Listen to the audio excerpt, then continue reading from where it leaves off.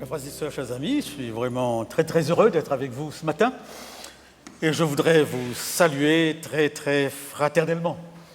Je suis à la retraite, mais non en retrait, et toujours au service bénévolement de la Fédération dans le département de l'évangélisation.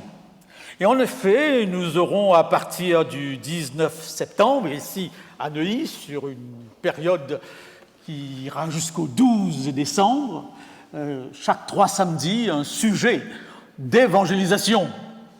Et je profite pour vous sensibiliser et vous demander d'en faire un sujet de prière et de préparer vos invités. D'ailleurs, la réflexion de ce matin est un avant-goût de cette série que nous aurons à partir de septembre. Søren Kierkegaard, philosophe danois, mort il y a plus de 100 ans, écrivait dans un de ses journaux intimes l'histoire suivante. Imagine-toi, dit-il, un immense paquebot, un paquebot de plaisance, avec environ 1000 passagers à bord, des gens qui sont là, bien sûr, pour s'éclater. Ils s'amusent, ils boivent, ils dansent, ils fument, ils jouent au poker. Un bateau de plaisance, c'est fait pour cela, n'est-ce pas? Mais sur le pont se trouve le capitaine, à côté de son second. Et le second lui tend ses jumelles, mais le capitaine de lui dire « c'est pas nécessaire.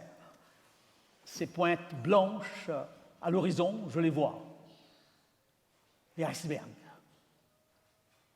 La nuit sera terrible. » Alors il entre dans sa chambre, il ouvre à tout hasard sa Bible et tombe sur ce texte. « Ce soir, ton âme te sera redemandée. » Drôle, dit le philosophe.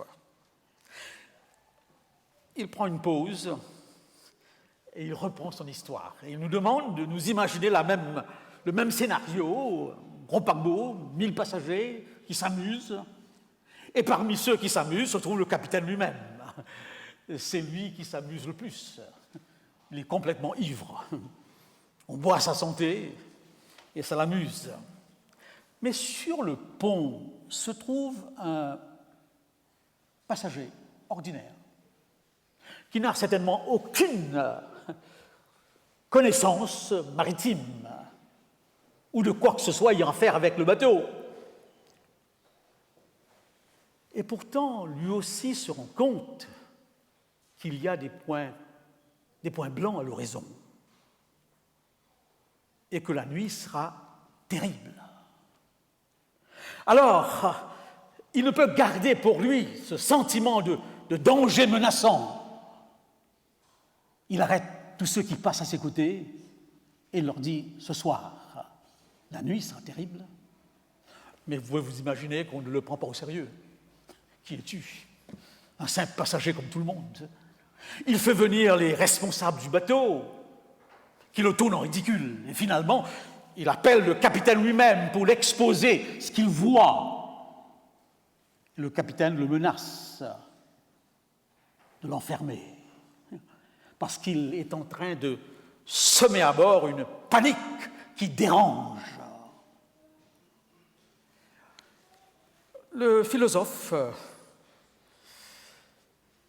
qui a certainement prévu sans le savoir, d'ailleurs il est considéré comme un prophète des temps modernes, eh bien il a prévu sans le savoir la catastrophe du Titanic. À ce stade de l'histoire, nous explique pourquoi est-ce qu'il l'a raconté, pourquoi est-ce qu'il l'a imaginé. Et il nous dit que tout simplement que son histoire a pour but de répondre à la question fondamentale « Qu'est-ce qu'un chrétien ?» Et il donne la réponse suivante. Un chrétien, c'est quelqu'un qui sait. Il sait qu'il sait. Il sait qu'il sait des choses que les autres ne savent pas. Et ce savoir, il ne peut pas le garder. Ce savoir, il doit le communiquer. C'est beaucoup plus fort que lui, car le bateau est en danger.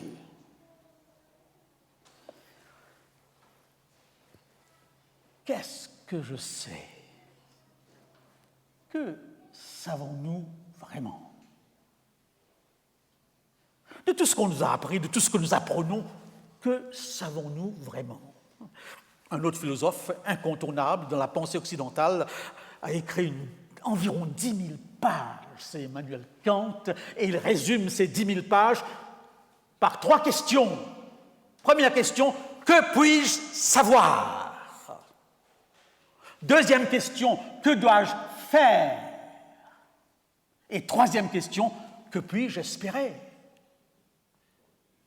En d'autres mots, il ne parle pas d'un savoir spéculatif, philosophique, que sais-je, mais que puis-je savoir qui soit capable de définir ma vie, ma conduite, mon comportement, qui soit capable de me dire que dois-je faire, comment vivre? Que puis-je savoir qui soit capable de me donner un sens à ma vie, une espérance? La question est capitale. Elle est capitale. Et suivant cette histoire du philosophe Kierkegaard, le chrétien sait. Il a un savoir capable de déterminer le sens de sa vie, la raison d'être de sa vie, sa façon de vivre. Et en même temps, capable de lui donner une finalité, une espérance. 2 conditions sont nécessaires au point de vue de l'évangélisation lorsque nous communiquons ce que nous appelons, ce que nous croyons être la vérité. Premièrement, la correspondance. Ce que je crois, a-t-il dans ma vie un écho? Est-ce que ça résonne quelque part en moi? Est-ce que l'autre qui m'entend, qui m'écoute, peut se rendre compte que ce n'est pas un savoir dans le vide, mais un savoir qui résonne quelque part dans mon être? Et deuxièmement, la cohérence. La cohérence. Quel est donc l'impact de ce savoir? Avec le sujet de cette campagne que nous aurons sur ces différents samedis, le sujet que j'ai proposé, la foi en question, nous voudrions aborder certains éléments de nos croyances et nous voir comment les articuler, comment les exprimer dans le monde où nous sommes, qui ne croit pas. Nous n'arriverons pas, bien sûr, à convertir qui que ce soit. La conversion appartient à Dieu, mais c'est de ma responsabilité de chrétien de dire clairement ce que je sais. À partir de quoi? À partir de cette parole, nous venons de le chanter, qui est une lumière sur mon chemin et qui est une lampe à mes pieds. Que savez-vous? Une deuxième question est primordiale. C'est un jeune garçon, il travaillait dans un laboratoire pharmaceutique et sa responsabilité était très simple, il fallait tout simplement chaque jour qu'il analyse un certain nombre des substances qui devraient être utilisées pour la fabrication de médicaments. Et un matin, il arrive à son travail et le boss lui donne une substance analysée, il revient après une demi-heure en disant « Boss, j'ai l'impression que c'est la chlorure de potasse ». Le boss lui dit « Analyse encore une fois ». Il s'en va, il revient après quelques minutes en disant « Tout laisse croire que c'est la chlorure de potasse ».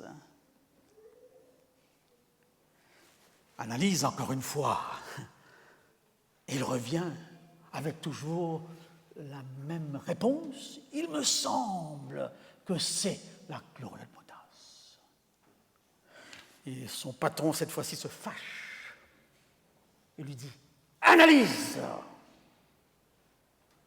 Il revient après une demi-heure en disant « C'est la chlorure de potasse ». Alors le patron lui dit « Dans un laboratoire pharmaceutique, il est question de vie et de mort. On ne peut pas prétendre. Il faut savoir. Il faut être sûr. Il faut être sûr. » Aussitôt qu'un médicament, eh bien, semble-t-il, est inapproprié, inadéquat, le gouvernement oblige qu'il soit enlevé.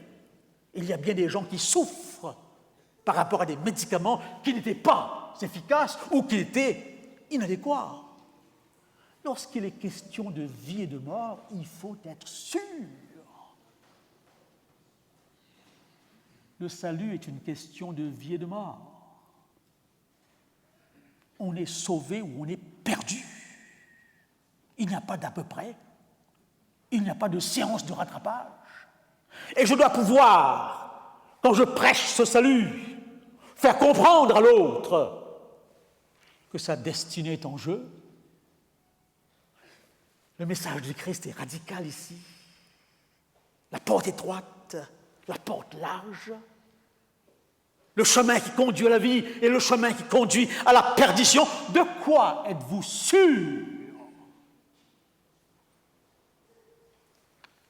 Il faut être sûr.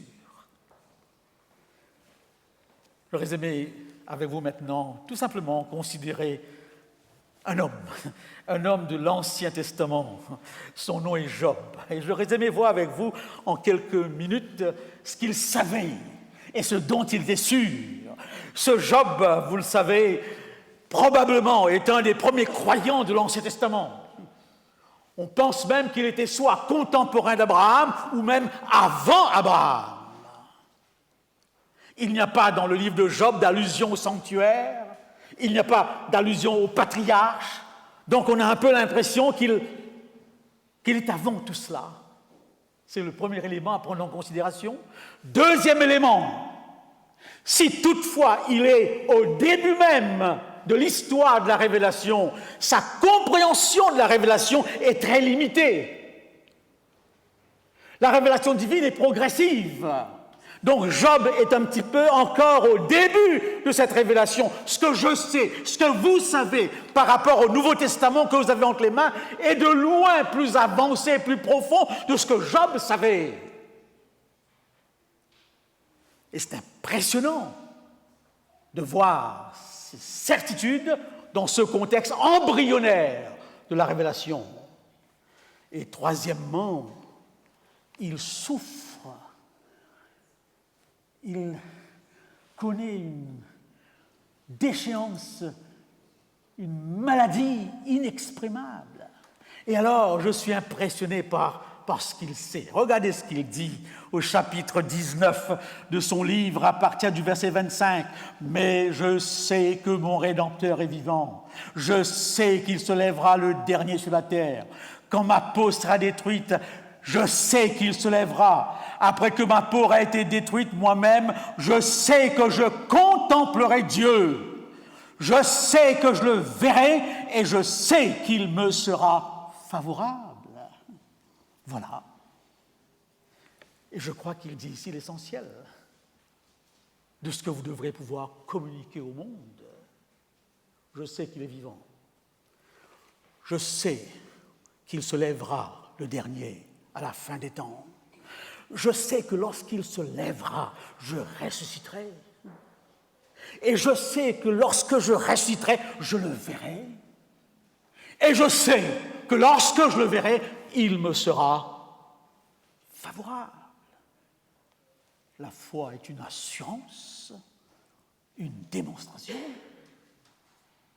Chers frères et sœurs, chers amis, je lis au verset 23, où Job dit « Je voudrais que mes paroles soient écrites, qu'elles soient écrites dans un livre. Je voudrais qu'avec un burin de fer et avec du plomb, elles soient pour toujours gravées dans le roc. » En d'autres mots, Job veut nous dire « Je ne parle pas ici d'opinion, je ne parle pas d'opinion, je parle de conviction. Ce que je sais, je peux le graver dans le roc. » Il ne figure pas tout simplement sur la première feuille de mon certificat de baptême. Ce que je sais, je peux le graver dans le roc. En d'autres mots, ce sont des convictions. De quoi sommes-nous sûrs? On peut savoir sans être sûr. Je crois que tous les fumeurs de France savent très bien que la cigarette provoque le cancer. et que c'est la première cause de cancer. Et je suis impressionné par tout ce qui est écrit, tout ce qui est indiqué sur les boîtes de cigarettes. Je me demande, mais comment se fait-il qu'on continue à fumer? On vous dit clairement, cette cigarette va causer votre mort. On l'achète quand même. Bizarre, l'être humain. Et quand il meurt, il va même poursuivre les hôpitaux. On peut savoir et croire, quelque part, qu'on passera au travers des gouttes. Que ça ne nous arrivera pas. De quoi êtes-vous sûr? Alors, les assurances de Job. C'est important. J'entends souvent dans cette société où nous sommes que la vérité est relative, la vérité, c'est pas important.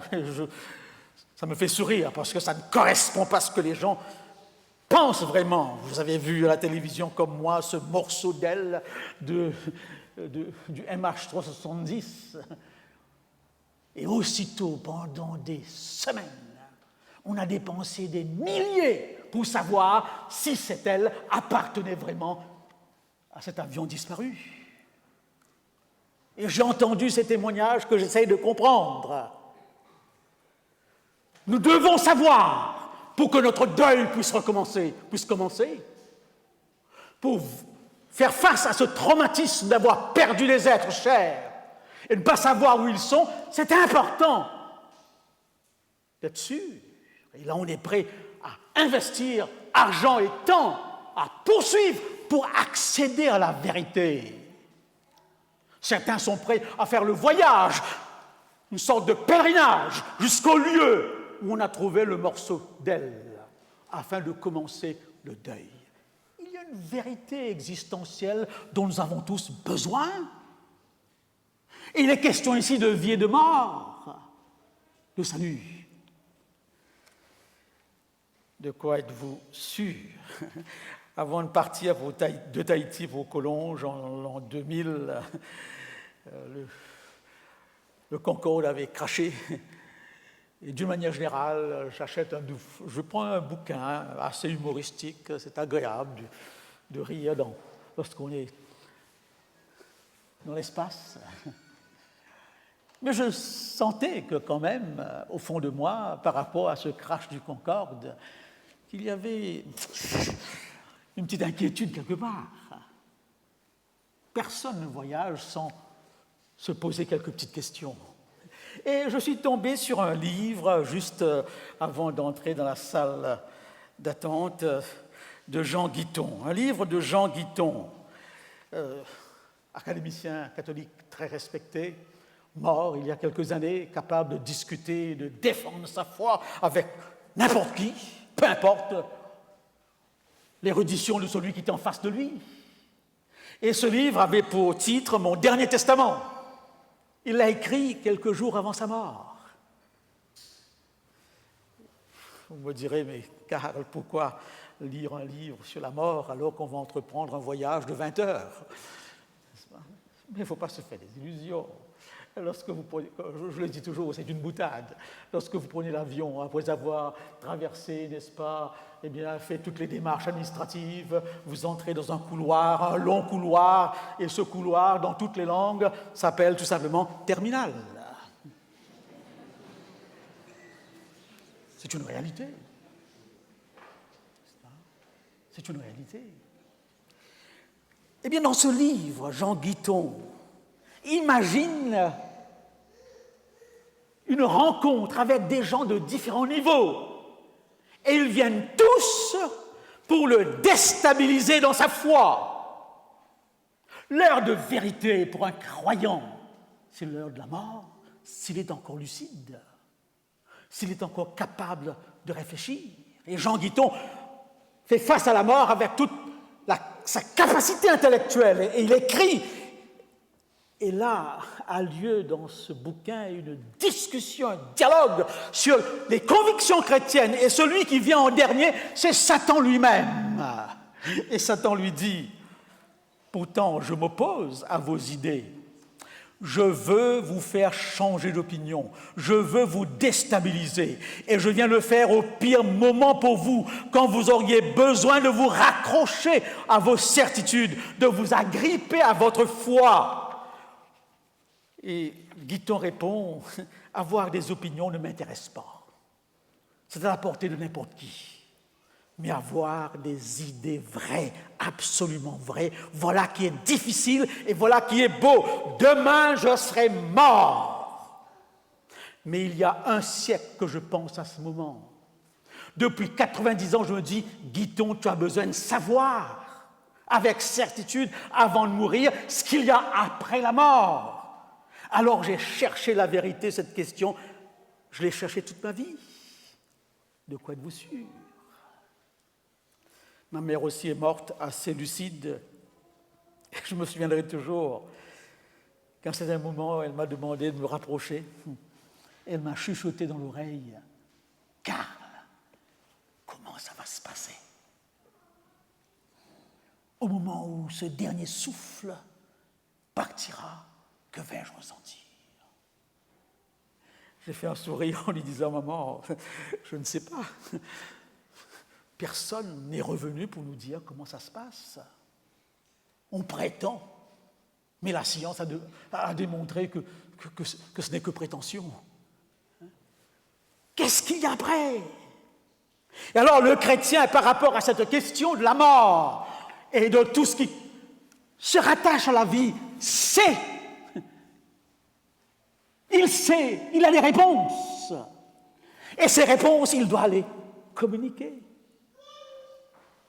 De quoi êtes-vous sûr?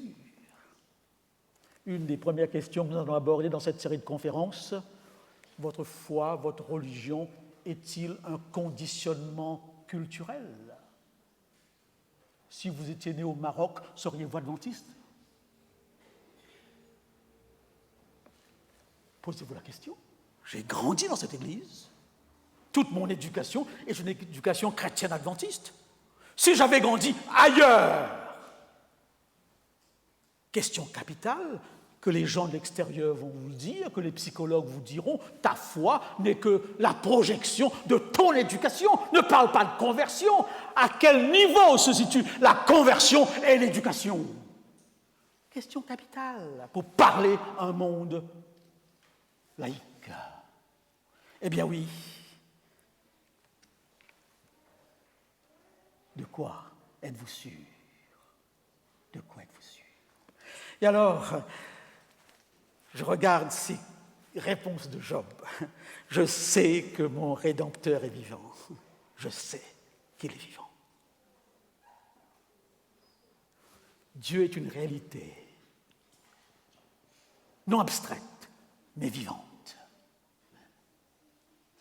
Je crois qu'il est vivant, je crois, quand il dit, là où 2 ou 3 sont rassemblés, je suis là.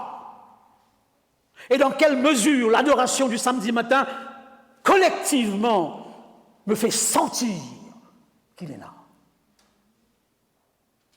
Je sais qu'il est vivant. Maintenant, je ne sais pas ce que Job avait à l'esprit quand il parle de Rédempteur, parce qu'il est bien loin du Nouveau Testament. Il n'a aucune indication de ce Jésus qui viendra.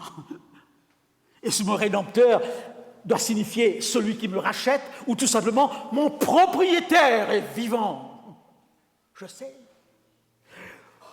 Je sais qu'à la fin des temps, au dernier jour, c'est l'expression qu'il emploie, il reviendra, il se lèvera.